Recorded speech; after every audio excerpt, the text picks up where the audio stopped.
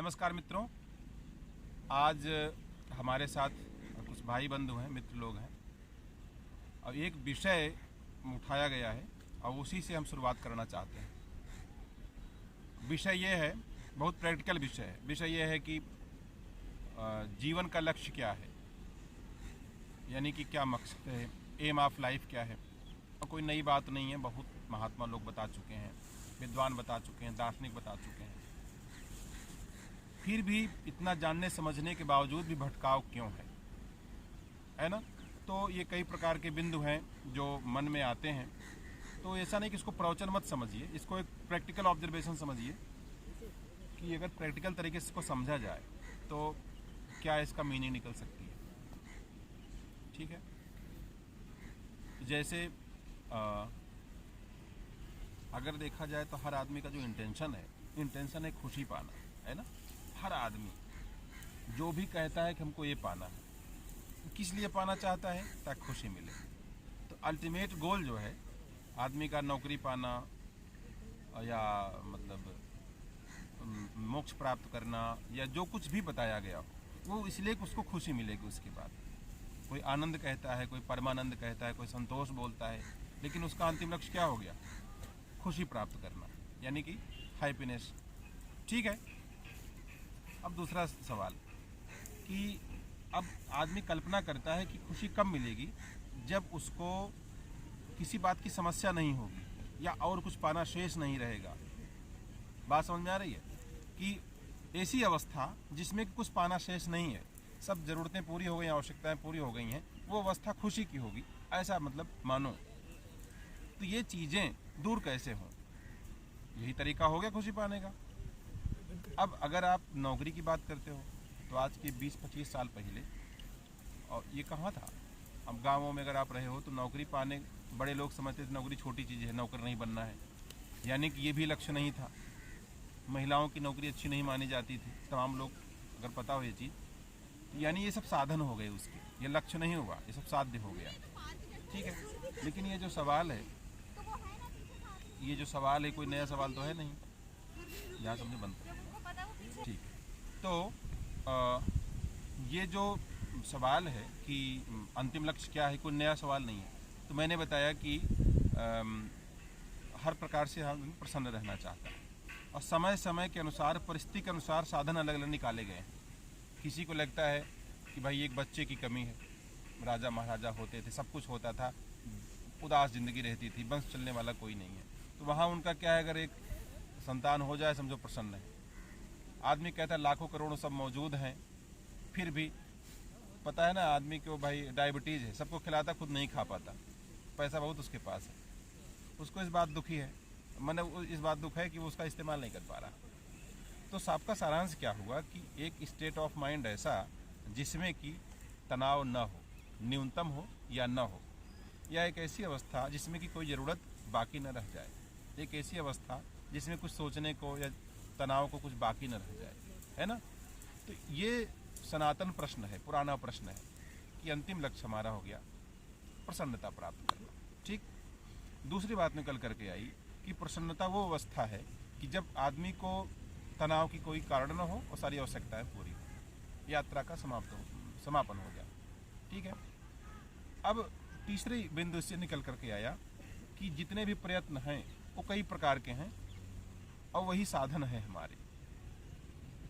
ठीक है। चौथी बात निकल करके आई कि उन साधनों पर विश्वास किया जाए कि विश्वास न किया जाए। तो जो विश्वास करते हैं उनको आस्तिक कहा जाता है, जो विश्वास नहीं करते हैं उनको नास्तिक कहा जाता है।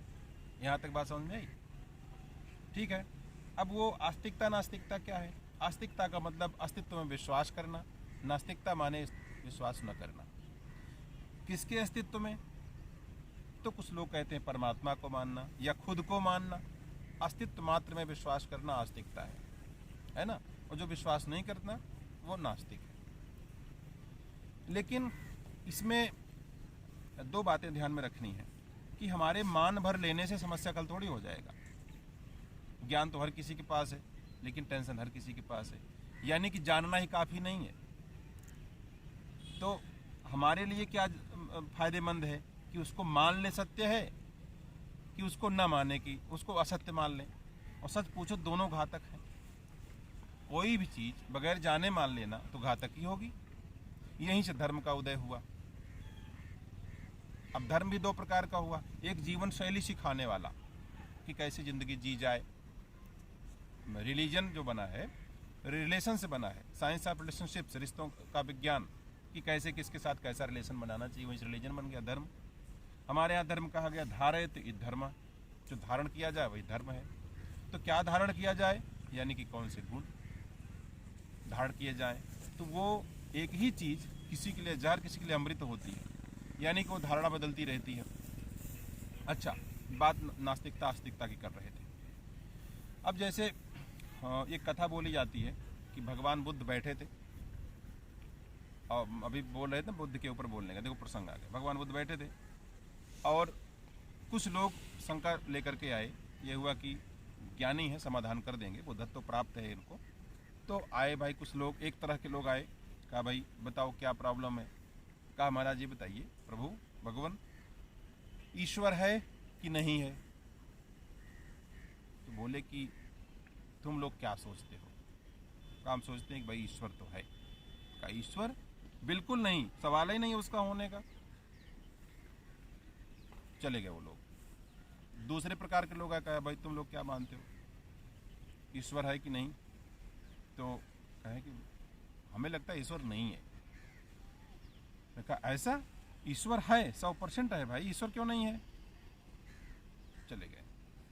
तीसरी तरह के लोग आए, भाई भगवान समाधान करिए, भाई तुम लोग बताओ क्या सोचते हो, है कि नहीं। कहा अभी तक हम लोग तय नहीं कर पाए हैं, है कि नहीं। तो चुप रहे ईश्वर के नाम पे। तो सॉरी, तब उनके जो प्रमुख शिष्य थे आनंद उपाली, उन्होंने कहा कि आपने 3 तरह के लोगों को 3 उत्तर क्यों दिया। तो उन्होंने कहा कि मेरा सिर्फ इतना भावना थी कि जो मान ही लिए थे कि है, वो भी जान नहीं रहे थे,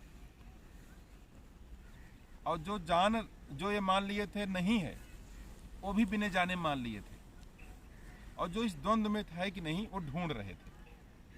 तो कोई भी चीज बगैर जाने मान लेना ये खतरनाक है। ठीक है, तो गोल क्यों नहीं प्राप्त हो पाता लक्ष्य हमें, क्योंकि हम बिना विचारे मान लेते हैं, बिना विचारे मान लेते हैं। ठीक, ऐसे जीवन के संबंध में कि जितनी चीजें हम लोग कर रहे हैं वो सुन करके कर रहे हैं। ठीक है, अब जैसे कि सब बच्चे बीटेक कर रहे हैं, तो हमारा बच्चा भी जो इंटर कर लेगा तो हम सोचेंगे भाई बीटेक जरूर करना चाहिए। अब कोई मतलब नहीं कि आगे आईआईटी क्या होता है, जी क्या कर ही लेंगे तो क्या कर लेंगे, लेकिन जो चल रहा है चल रहा है। तमाम जगह ऐसी भी जगह है जहाँ सरकारी नौकरी को गलत माना जाता है। यार नौकरी करेगा यार, चूँकि उसमें पैसे की सीमा है, 1 लाख 2 लाख जो भी मिलेगा, लेकिन अंतिम लिमिट है। बिजनेस बहुत मिलता है तो वहाँ उसको छोटा समझते हैं। कई जगह ऐसा है कुछ भी कर लो, सरकारी नौकरी अगर नहीं पाए तो कोई मतलब नहीं है। एक कॉमेडी चली थी कि भाई बेटा तुम्हारा 1 करोड़ रुपया एनुअल पाता है, एप्पल कंपनी में जॉब करता है, कुछ भी हो, सरकारी नौकरी तो नहीं कर रहा है। मैंने ये भी एक कॉमेडी बन गई थी। मतलब ये है कि जितने भी साधन हम लोग अपनाते हैं वो सिर्फ दूसरों को देखा देखी, ये भी गलत है, बिना समझे मान लेना। ऐसे धर्म के मामले में है। भाई आज हम इस भाग में केवल आपको प्रोजेक्ट करेंगे चीज़ों को, बस तमाम लोग गांव में आप जाओ मंत्र लेते हैं गुरु से, पता नहीं गुरु को ज्ञान प्राप्त है कि नहीं प्राप्त है, स्थिति प्राप्त है कि नहीं प्राप्त है। सब एक तरफ से मंत्र फूका जा रहा है, कुछ नहीं मिलने वाला, सब भूत प्रेत बनकर टहलते हैं। यानी कि अंधी दौड़ है। अब आप देखो, आप दिल्ली में हो, गवर्नमेंट का डिसीजन जो होता है या तो अच्छा होगा या तो बुरा होगा या तो मिक्सचर होगा, चौथा तो होगा नहीं। अब मान लो एक अर्थशास्त्री है जिसको अर्थशास्त्र का ज्ञान है, लंदन में पढ़ चुका है, अमेरिका में पढ़ चुका है, प्रोफेसर रह चुका है। दूसरा अर्थशास्त्री, वो भी बहुत महाज्ञानी, हर चीज़ को समझता है, लेकिन एक आदमी कहता है कि सरकार ने गलत काम किया, एक कहता है सही किया। अब या तो निर्णय सही होगा या तो गलत। कैसा अर्थशास्त्री है कि दोनों के मत में अंतर आ जा रहा है, क्योंकि पूर्वाग्रह है, एक बीजेपी का है, कांग्रेस का है। तो तब तक हम मकसद नहीं प्राप्त कर पाएंगे हैप्पीनेस वाला, जब तक कि बिने जाने कोई चीज़ मान लेंगे। तो मतलब पूर्वाग्रह बाधा है, बिने जाने समझ मान लेना बाधा है, और बता दें आपको, न जानना, कम जानना कोई अपराध नहीं है, मूर्ख होना भी अपराध नहीं है, ठीक, गिरना भी अपराध नहीं है, लेकिन ना उठना, उठने का प्रयास न करना, ये गलत है। अपने को गलत समझ लेना, गलत मूल्यांकन कर लेना, अब नहीं जानते हो लेकिन अपने को ज्ञानी समझ लेना भी गलत है। मतलब यह है कि जिंदगी चलने के लिए है, परखने के लिए है, परखते हुए चलने के लिए है, कुछ भी मानने की आवश्यकता नहीं है। हमारी परंपराएं इसलिए ज़रूरी हैं क्योंकि कुछ दूर तक वो रास्ता दिखाती हैं, कुछ दूर तक, बात समझ में आ रही है? कुछ दूर, जैसे ट्रेन है तो ट्रेन से हमको अगर इलाहाबाद जाना है तो इलाहाबाद पहुंचने के बाद ट्रेन छोड़ देते हैं, ठीक, तो ट्रेन ज़रूरी भी है लेकिन हमेशा नहीं बैठे रहना है उस पर। बच्चे को आप देते हो लकड़ी की गाड़ी कि खड़ा होकर चलना सीख ले, लेकिन वही पकड़ा रहेगा तो कमर झुक जाएगी, बड़ा नहीं हो पाएगा वो। तो जितने भी मतलब चीज़ें हैं वो सारी इसलिए हैं क्योंकि हम कुछ दूर तक खड़े हो जाएं, फिर परखना सीख लें, परखते हुए चलना सीख लें। उस जो भी चरम लक्ष्य हमारा हो प्राप्त करना, उसके लिए इतना ज़रूरी है हम सजग बने, सहज बने, जागरूक बने। तो इसी बात के साथ इस भाग को हम लेते हैं विराम।